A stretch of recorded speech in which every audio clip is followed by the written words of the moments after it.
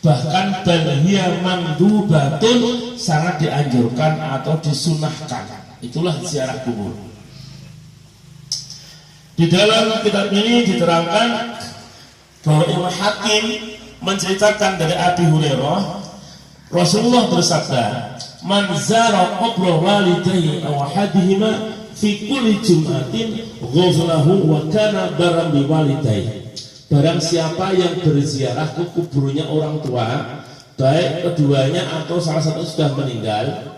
Saya ulang lagi, siapa yang mau berziarah ke kubur orang tuanya, berziarah, mendoakan, membaca Yasin, membaca tahlil dan lain sebagainya, setiap malam Jumat atau hari Jumat, maka Allah akan mengampuni dosanya, dan itu termasuk birrul walidain, sebagai bakti kita kepada kedua orang tua.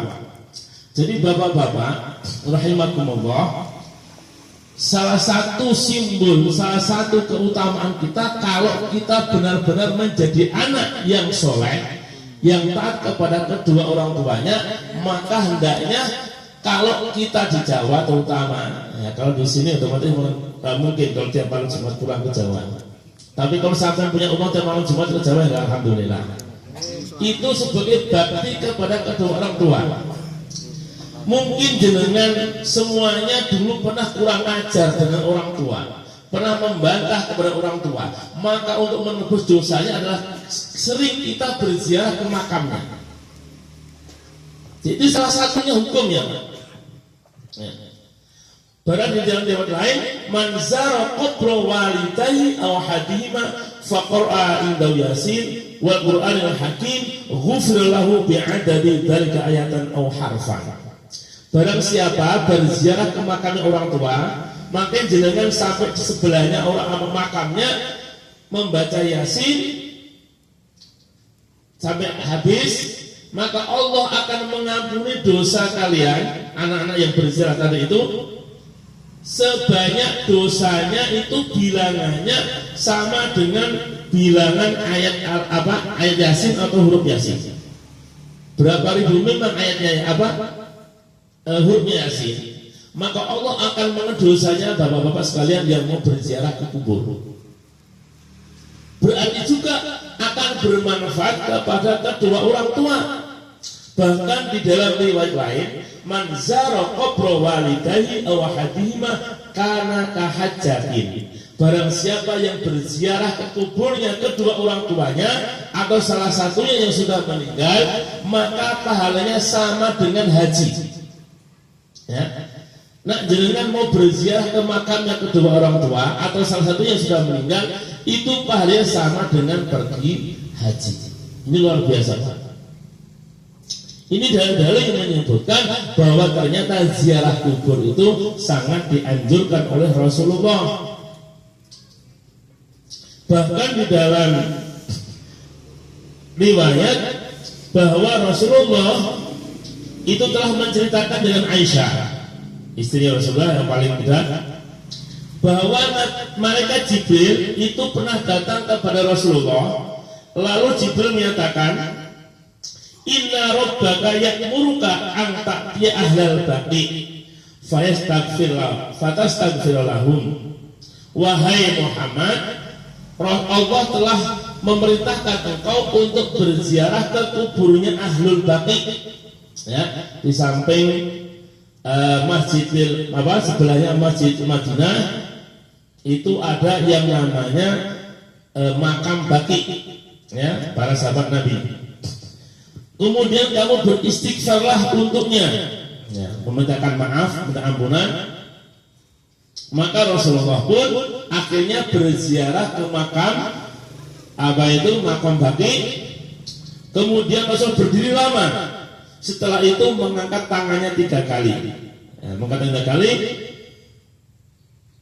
Kemudian Aisyah ini tanya kepada Rasul, wahai Rasul, apa sih yang engkau ucapkan ketika engkau berziarah ke sampingnya makam baqi itu? Maka Rasulullah mengatakan, quli assalamualaikum ahla diyar minal mu'minina wal muslimin wa yarhamkumullahu mustaqdimina minkum wal mustakhirina wa inna insyaallah bikum lahiqun. Wahai ahlul baqi, selamat bagi engkau kalian dari kaum mukminin dan muslimin, dan Allah akan mudah-mudahan Allah memberi rahmat kepadamu, baik yang meninggal baru saja atau yang dulu, dan insya Allah kami akan menyusul kalian. Jadi bapak-bapak, kalau mau ziarah kubur itu sebelum masuk kubur itu ada doanya Pak, ada salamnya. Yang biasa dibaca adalah Assalamualaikum ya dara qaumil mu'minina wa inna insyaallahu bikum lahiqun. Itu doanya Pak. Apa maknya? Jadi setiap mau ziarah kubur seperti itu Pak. Makom ziarah kubur seperti itu. Nah, bagaimana kalau wanita? Apakah boleh ziarah kubur? Ada sebagian riwayat menyatakan hukumnya itu adalah makruh tanzih, makruh yang mendekat keharaman. Tapi jumhur ulama, kebanyakan ulama menyatakan boleh. Nah, wanita itu boleh ziarah kubur juga. Dengan syarat apa? Dengan syarat harus bisa menjaga dirinya. Apa? Yang pertama pakai pakaian menutup aurat semua. Jadi kalau wanita kalau ziarah kubur harus pakai pakaian yang menutup aurat semua Pak, dari rumah memang. Kemudian jangan sampai menangis meratap di kuburan. Nah, misalkan kadang-kadang wanita kan mudah menangis. Nah, misalkan Pak, kalau sendiri ya Pak sampai nangis-nangis itu nggak boleh. Tapi selama yang untuk mendoakan itu boleh, ya itu boleh. Ketika Rasulullah melewati sebuah kuburan, di situ ada seorang wanita yang sedang nangis, ya, sedang nangis di samping kuburan. Maka Rasul menyatakan, ittaqi wasbiri, wahai wanita, bertakwalah kepada Allah dan bersabarlah, jangan engkau menangis. Tapi Rasulullah tidak melarangnya. Rasulullah yang mengajarkan, engkau jangan menangis, engkau harus ingat, harus bersabar karena Allah. Itu saja. Nah, itu menunjukkan bahwa wanita itu boleh berziarah kubur, Pak. Asalkan tadi itu jangan sampai menangis di atas kuburan. Itu yang tidak boleh. Saja.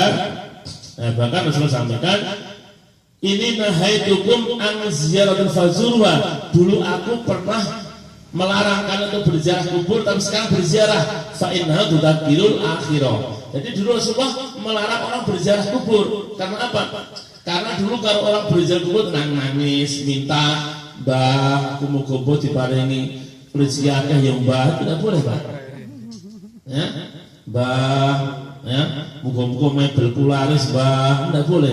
Tapi untuk mendoakan, kemudian untuk memberi perhatian kita, mengingatkan bahwa kita nanti juga akan meninggal, sehingga kita mempersiapkan amal kebaikan kita. Dengan sendirinya masalah rizki kita insya Allah kalau kita sering berziarah kubur mendoakan, maka insya Allah Allah akan memberikan rizki yang luas. Itu Pak. Jadi saja saya sampaikan, mudah-mudahan untuk menjadi ilmu bagi kita semua. Kurang lebihnya mohon maaf. Wassalamualaikum warahmatullahi wabarakatuh.